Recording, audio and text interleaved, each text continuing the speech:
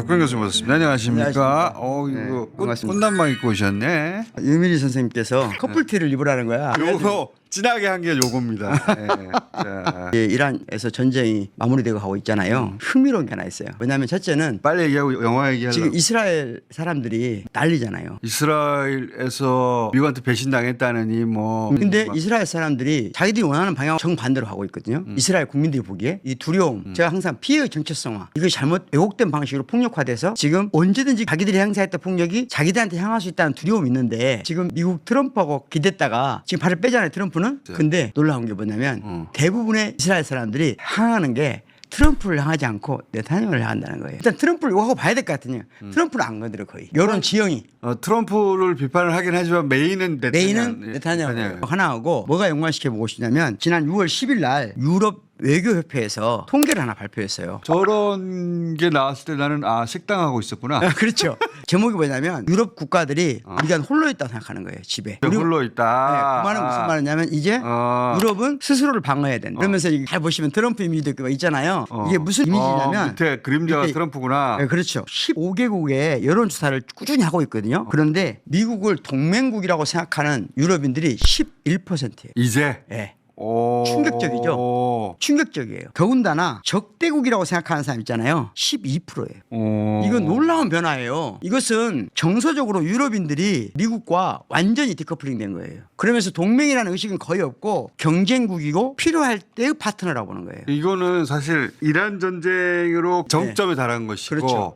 그 전에 이제 트럼프가 나토에서 나간다느니 아니면 이제 영토 내놓으라고 그린란드 내놓으라고 하고 막 그 일련의 과정들을 겪으면서 이제 이란 전쟁에서 정점을 찍으면서 미국을 더 이상 믿을 수 없다. 그러니까 미국에 대한 여러 가지 개념이 있을 거 아니에요. 첫 번째 예를 들자면 동맹국이다. 그다음에 굉장히 가까운 파트너다. 아니면 꼭 거래 관계에 필요한 파트너다. 이런 몇 가지 분류가 있거든요. 그리고 마지막 적대국이 있어요. 그런데 그전에는 동맹국이다. 아주 가까운 파트너다. 이게 훨씬 강했어요. 그랬겠지, 당연히. 지금은 적대국이다. 필요한 파트너다. 거래 관계다. 그러니까 지금은 미국을 하나의 외교 안보 체계로 보지 않는다. 그러면 이게 문제가 뭐냐면 여기서 가장 이 기사를 봤을 때 두려워하는 사람은 이스라엘 사람이에요. 이스라엘. 이스라엘은 미국이 떨어져 나가잖아요. 그러면 더 이상 이스라엘 사람들을 방어할 사람들이 없어져요. 나는 트럼프가 묘한 방식으로 그 지금까지 했던 많은 행동들이 유럽과 관련해서도 그렇죠. 유럽이 스스로 깨어나게 만들고 있어요. 우리가 미국 없이 독자적으로 서야 되는 거구나 제가 이 아침에 이 얘기를 한 이유는 하는 이유는 유럽과 이스라엘과 미국과 이란의 관계를 보고 우리가 깨달아야 될 것은 뭐냐는 거예요. 그게 뭐예요? 첫째는 지금은 우리가 동맹국이 모든 걸 해준다고 생각하는 순간 나중에 위기 상황이 오면 극복 방안이 없다는 거예요. 그거는 이 대통령이 잘 알고 있는 것 같아요. 그래서 계속해서 그 얘기를 하고 있잖아요. 그렇죠. 그 부분에 관해서 지금 이 시기에 이재명 대통령이 있다는 것은 우리 국가의 천운이에요. 국방안보와 관련해 가지고 외교안보와 관련해 가지고 이제 미국에 의존하는 것으로 우리 안보를 제대로 지킬 수가 없구나. 얼마나 다행이야. 만약에 거기서 벗어나면 죽는 줄 아는 사람이면 이 시기에 유럽처럼 자각하는 게 아니라 불안하니까 더 붙으려고 하잖아. 그렇죠. 그래서 지금이야말로 우리가 우리의 능력과 위치에 맞는 외교적 지위를 확보하는 것. 기회가 오고 있다. 그리고 처음 온 기회고 어찌 보면 마지막 기회일 수 있다. 이게. 우리나라가 이 정도 힘을 가지고 이 정도 지위에 갈 수 있는 우리 한반도 역사에 처음 있는 기회예요. 그러니까 처음이죠. 이 기회를 살려야 되는데 그 점에 있어서 우리가 지금 범민주 진보 진영이 이것에 관심 가지고 이 얘기는 저도 주기적으로 해야 된다고 봅니다. 왜냐하면 이런 국제 상황은요 50년 100년에 한 번씩 오는 거예요. 그렇죠. 이런 기회는. 그렇게 지금은 거의 70년 만에 온 거 아니야. 2차 대전 이후 처음으로 근본적인 국제 질서의 변화가 오는 건데 이걸 놓치면 그럼 언제 올지 몰라. 그리고 범민주 진보 진영이 이 문제 외교 안보 국방과 관련해서 확실하게 대한민국은 대한 세력이라는 것을 이번에 보여줘야 돼요. 그리고 그것이 굉장히 큰 자산이고 요거에서 갑자기 제가 이제 선거 문제로 넘어가 볼까 하는데 왜 그러냐면 진보가 저는 상을 잃었다고 생각하고 잃어가고 있다고 생각해요. 진보가 뭐야? 그러니까 제가 이번 선거에 가장 안타까운 게 그거예요. 이번 선거가 졌냐 이겼냐 이런 얘기 많이 할 수 있잖아요. 그건 기준점에 다 다른 거예요. 양적 기준이냐 질적 기준이냐 다 달라요. 양적 기준으로 보면 이번이 9회 지방선거거든요. 8회 지방선거가 거의 똑같아요. 윤석열이 막 집권했을 때 거센 바람이 불었잖아요. 그때 우리가 경기도 선거에서 새벽까지 뒤집었잖아요. 서울 선거가 그렇게 된 거거든요. 거의 똑같아요. 정반대. 양상이. 근데 정반대. 우리는 지금 비교하기를 어떻게 생각하냐면 실력대를 비교해서 서운하게 생각하는 거예요. 우리가 진 것도 있고 이긴 것도 있고 실패도 있고 성공도 있는데 중요한 건 뭐냐는 거예요. 숫자만 보는데. 숫자만 보는데 이 선거를 평가하는 질적 기준이 있냐. 질적 기준을 가지고 평가를 해야 함께 발전하는 기준이 생긴다. 오케이, 질적 그래서 제가 기준으로. 질적 기준 3개를 생각했어요. 세 개나? 예, 첫 번째는 뭐냐? 정체성이에요. 그러니까 선거에 나갈 때는 정체성이, 즉 범민주 진보 진영의 정체성이 얼마큼 확보되어 있냐는 거예요. 이게 흔들리잖아요. 그러면 같은 팀이 으쌰으쌰 신나게 오질 않아요. 맞아요. 정체성 확보가 중요합니다. 그거 맞고. 두 번째는 뭐냐? 진보가 무슨 상을 가지고 있냐를 보여줘야 돼요. 국가 전체로 보면 외교 안보상을 지금 이재명 대통령이 하고 있는 것이 나중에 정권 지상길에 엄청나게 중요한 주제가 돼요. 그런데 지금 예를 들자면 서울시장 선거에서 서울시가 어떤 미래를 꿈꾸는지에 대해서 보여준 적이 있습니까? 진보가? 다시 말하면 이명박 오세훈으로 이어지는 보수 서울시장은 상이 명확해요. 그들은 디자인 서울로 하고 옛날에 안 좋은 곳을 부시고 새로 짓겠다는 거예요. 그래서 네. 멋진 게 만들겠다는 거예요. 그러면 거죠. 그에 대항해서 민주 진보 진영은 서울에 대한 상이 있습니까?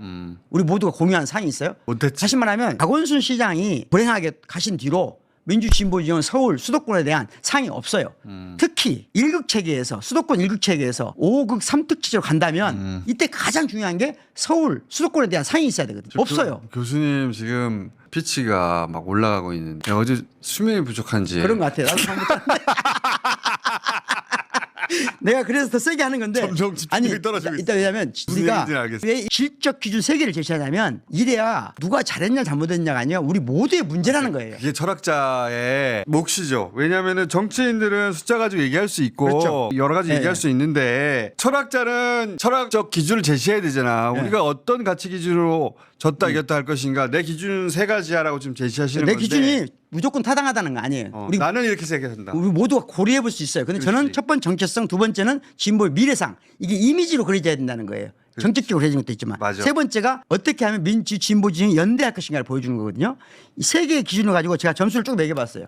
가장 이번 선거에서 뚜렷하게 명확하게 잘한 데는 부산하고 강원이에요. 왜냐하면 부산은 해양 수도라고 하는 그렇죠. 비전을 정확하게 미래상이 제시해요. 명확해요.